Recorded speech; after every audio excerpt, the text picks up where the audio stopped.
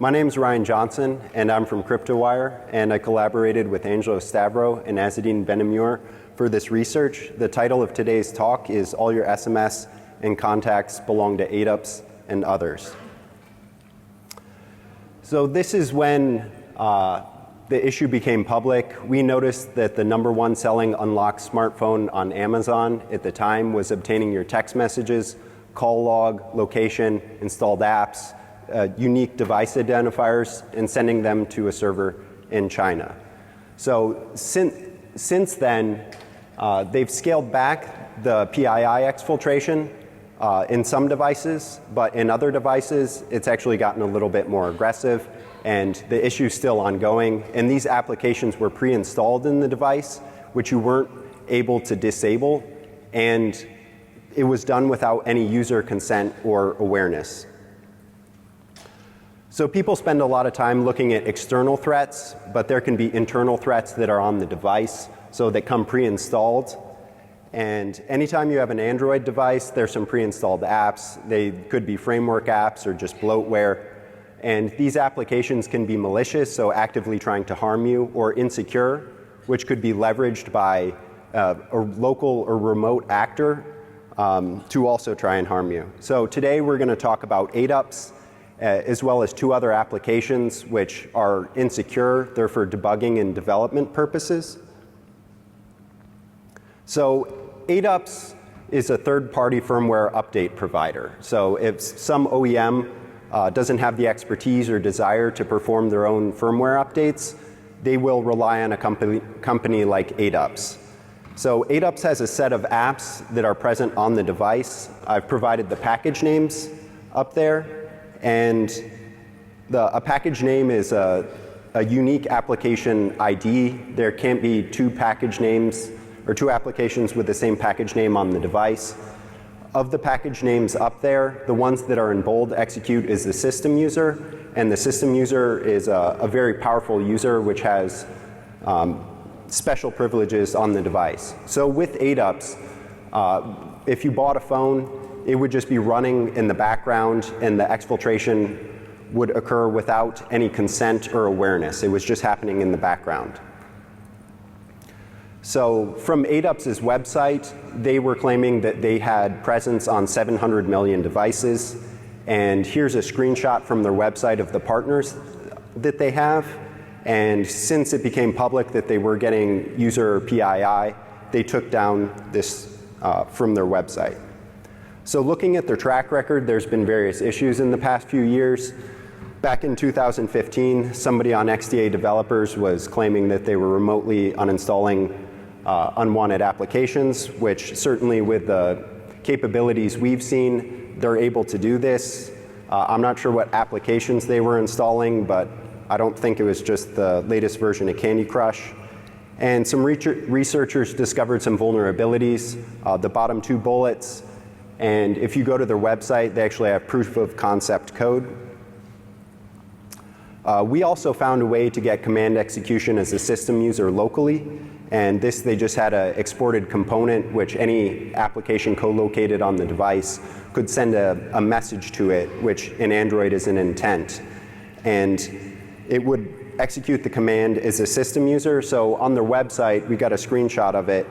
They call us a third-party security firm on the English version of their website, and they also have a Chinese version of their website, so we thought maybe they'd give us a shout out. But I don't know if this is a diss or just bad Google Translate, but they refer to us as Buzz Lightyear Security Lab. So we first noticed the exfiltration on the Blue R1 HD device. And this device at the time was the #1 selling unlocked smartphone on Amazon. And if you go there, I believe currently it's still the #1 selling unlocked smartphone on Amazon. So Blue was using ADUPS at the time, and they're still using ADUPS. And at least on Blue devices, the PII exfiltration has been scaled back, but some of it is still there, which I will talk about in a little bit. And in other devices, they've actually gotten more aggressive, as of we've noted in May 15th of this year. And over on the right is from Blue's website. when it became public, they showed the devices that were affected. So ADUPS also has a command and control channel, and there's certain requirements for it to be activated. The device needs to be run for at least 20 days. After that, the device needs to have an uptime of 8 hours. And then once the connectivity change broadcast intent is received by their application, it will make a post request out to the following URL, fetch.do. And it will return a JSON object. And in that JSON object, if there's a string array containing any strings, it will execute them as the system user. Also, if you note the URL, it's over HTTP, which opens it up to man-in-the-middle attacks. So anybody who's on network or upstream and responds faster than ADUPS, they have remote command execution as the system user on your device. So here's a screenshot of man-in-the-middle proxy, the command and control channel actually being used. This is the only time we've actually seen it being used, and this was after it became known that they were exfiltrating user PII. And if you see the commands, they're essentially just downloading a new version of their app, installing it, and then starting it and zeroing out the application which they wrote to the SD card.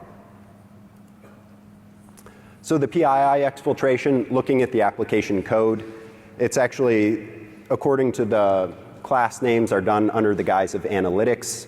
So there's a component named analytics receiver, and it's listening for certain events on the device, which are connectivity change and action power changed. And these should happen pretty often. Connectivity change is if you just leave or join a wireless network, this message will be sent. Action power connected is if you connect your device to charge, then the analytics receiver becomes active. Analytics receiver will start analytics service, which then creates an object called analytics report. To get to this point, the device uptime needs to be at least 10 minutes. And if it's been 72 hours since you first ran the device or since the previous exfiltration has happened, then it will gather PII and send it out to a server in China. And at the bottom, you can see some of the decompiled code. They're trying some basic obfuscation for a string called content: $//SMS. So instead of having the string literal in the code, they use a character array. So if you're just trying to grep through the code, you wouldn't see it. So here's the actual endpoint for the PII exfiltration. How they do it is they embed a zip file into the post request. You can see the zip magic number there. So in the zip file, they have various JSON files containing user PII and just information about the device. So when they were getting the text messages, which they're not anymore, based on a network response, they would actually encrypt the body of your text message. So if you did see this, you wouldn't actually see the body of your text message unless you had some knowledge of the application internals. Looking at the domain info, just seeing who registered the domain, using the dig command to get the IP address of the server, and then using GeoIP to get an somewhat approximate location of the server, which currently is in Guangdong, China. It used to be in Beijing. So here, the text message exfiltration is controlled by a network response. So ADUPS actually has the ability to target exactly what they're looking for, so they can look for specific text messages that involve a specific phone number or involve a specific keyword. So if they were interested in black hat, they could provide a keyword of black hat and get all the text messages. So up top is generally how they were doing it. They were just getting all the text messages. And kind of since it became known that they were doing this, they provided a phone number where it says given that's very long that shouldn't match, as well as a keyword that shouldn't match. So this is when they provide this network response, no text messages are exfiltrated. So here is from one of the JSON files showing an individual text message has a timestamp. The text in red is the actual encrypted body of the text message, and in green is the number. So in their application code, they have a hard-coded key and a DES key, and the keying material that they use is called not crack. and the IV value is just the first 8 bytes. And at the bottom of the screen is just a simple Java class decrypting the ciphertext and obtaining the plain text, which is the body of your text message. Here in the zip file are some of the JSON files that can be present. Not all of these will be present. It just depends on the version of ADUPS software that you're running. Some of the most concerning are DC message key, which are the user's text messages with timestamps. DC mobile status can contain the cell tower ID. There's also DC tel message, which is going to be your call log and contain text message metadata. There's also DC browser history, which we discovered after November 2016 when it became public, which is just your browsing history. So we wanted to get an idea of the scope of the software that was exfiltrating PII, so we downloaded various firmwares, and we ran a tool on it which uses force path execution to look for any ADUPS applications in these firmwares that were accessing the text messages, and then from there we noted the JSON files that were present in the zip file, and these we didn't test dynamically. We used force path execution, which can break through constraints, so we're not actually 100% sure that exfiltration happens on these devices. So downloading the firmwares, we wanted to find out when these JSON files were introduced and how long it's been going on. So there's a DC tel message which contains the call log and text message metadata, and we noticed that this can happen in devices that run Android 4.4.2 up to Android 6.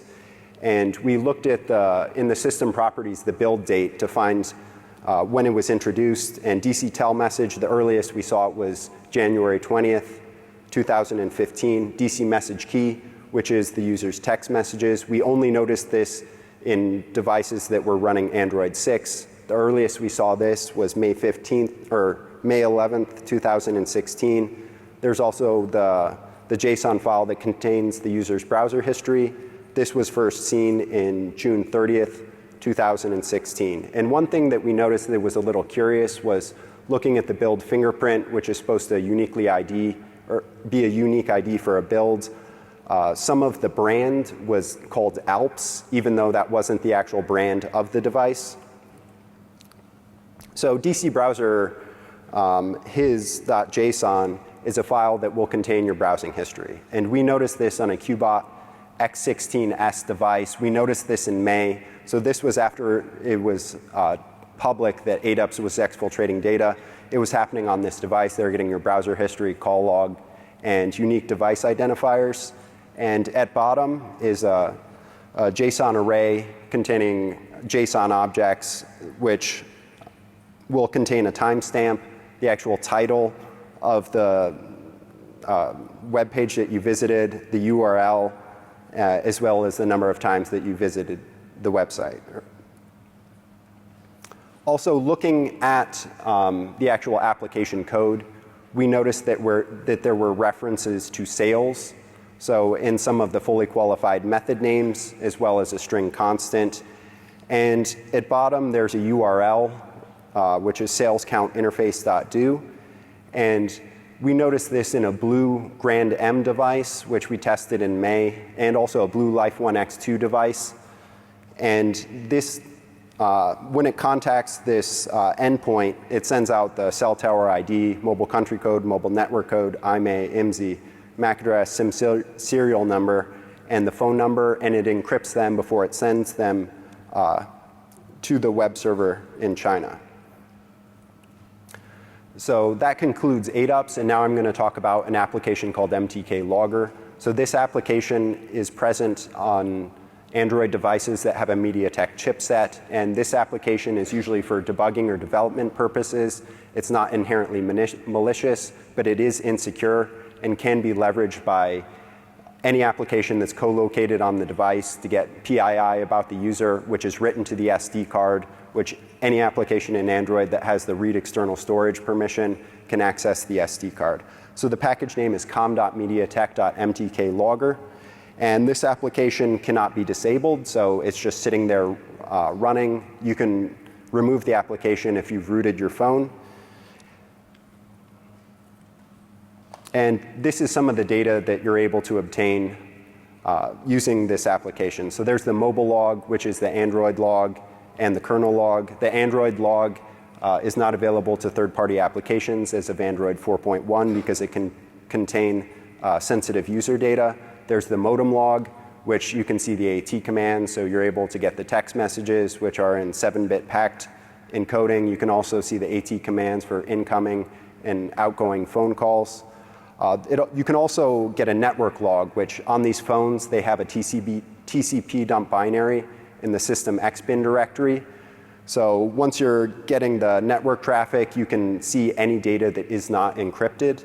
There's also the GPS log, which is the latitude and longitude, as well as a timestamp, so you can kind of see where the user's been over time. So now I'm going to talk about the Xiaomi Redmi 4 device. We looked at this device and noticed that there were some vulnerabilities. So there's the Bluetooth Snoop Log, which on this device is active by default, which I've never seen on any other device. Usually to get the Snoop Log, you need to go into the settings application, enable developer options, and then specifically enable this capability. And so it's just on and writing to the SD card and essentially just a capture for the Bluetooth interface. You can obtain the modem log or turn on the modem log, which is written to the SD card, so you can get the text messages, call data. You can initiate a bug report, which is a dump of Android system services, which is in the system server process. And you can also get the Android log, which is not available to third-party applications. That's written to the SD card as well. You can capture a screenshot, which isn't transparent to the user. They will see that. So we contacted Xiaomi and told them about it about 2 months ago. They said they found it internally. But as of 3 days ago, the device didn't have a firmware update to fix these issues. So this application is meant for development and debugging purposes. The application has an unprotected broadcast receiver, which any application on the device can just send it a message to activate it. And if you send it a broadcast intent with that action shown, it will initiate a bug report, which makes the device vibrate 3 times. And then once it's finished generating the bug report, it will vibrate 3 times again, and then leave a non-sticky notification. This could be done while the user isn't using the device, which you can tell by listening for certain broadcast intents. And then you could use a denial of service attack to soft reboot the phone to get rid of the notification. So in the bug report, any active notifications that haven't been swiped away by the user will be present in the bug report. So at bottom is just a text message that was received showing the number and the body of the text message. In that same application, they have another unprotected broadcast receiver called Modem Log Generator. It's listening for Android secret codes. So if you send it the secret code that it's looking for, it will activate the modem log. This creates a sticky notification that the user can see, but this application that is generating the modem log can't be disabled. So even if they disable it, you can just enable it again. You can obtain the text messages, which are in 7-bit packed encoding, as well as the call log. And this is written to the SD card, which can be accessible to third-party applications. And just below is the code to send the broadcast intent. And to wrap it up, so a lot of people spend time looking at external threats, repackaged applications, websites. And I've provided a few examples that you should also pay attention to the code and the applications processes that come shipped on the device because they can be malicious or insecure. And if you're concerned about ADUPS exfiltration, I've provided some of the domains there. So if you want to block those, you might want to do that. And ADUPS has, since it became public in November of 2016, they've certainly scaled it back on some devices, and it seems that they've gotten, somewhat more aggressive on others. And in certain times, they will actually use their command and control channel to replace their exfiltrating app with one that doesn't exfiltrate data. Thank you. Does anybody have any questions?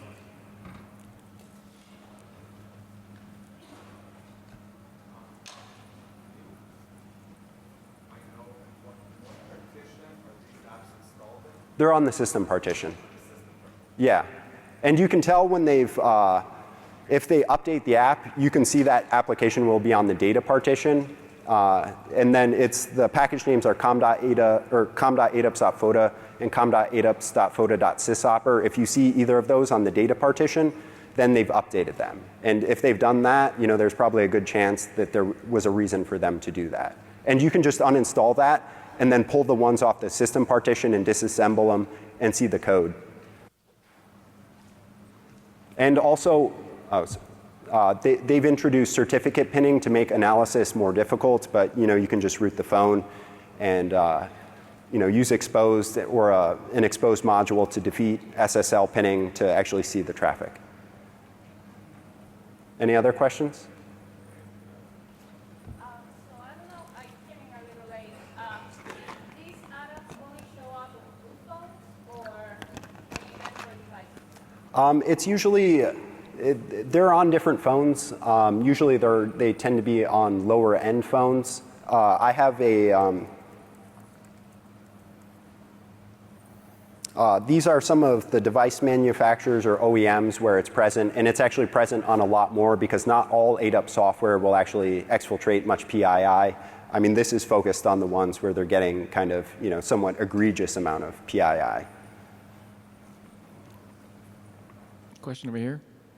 How much of the implementation of what they did was Java versus native? It was pretty much all Java. I mean, if they would have put it in native code, it would have been more difficult. But you can just disassemble the Java or decompile it, and it's pretty straightforward once it's at that level. So during your research, did you get any insight as to why they're doing this? I can't really speculate on why, but you can see the data that they're getting, and it may have some value. So I don't know what they did with it once it hit their servers in China.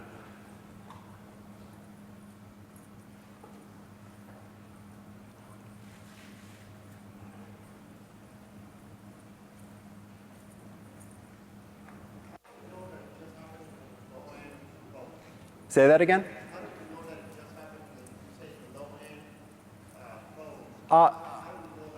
I don't know that for sure, but that's where I've seen it. So I'm not making the claim that it couldn't be in a high-end phone, but that's the only, at least, where I've seen it. So I haven't seen it in a high-end phone yet. I mean, I think some of the high-end phones, they may try and do the photo process themselves, or rely on a company that doesn't have, known to have issues, either security issues or exfiltration issues.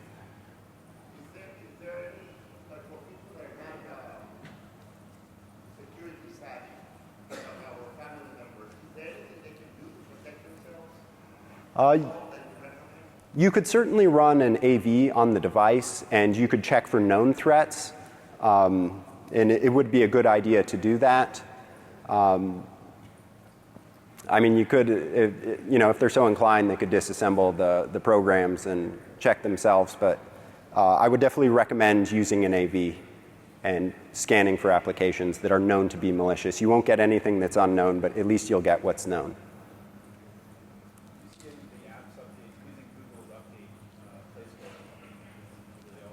No, these are all unofficial outside, come pre-installed on the device, and the only time I've seen them been updated is when using their, their command and control channel, or just one of their network endpoints to update their apps themselves.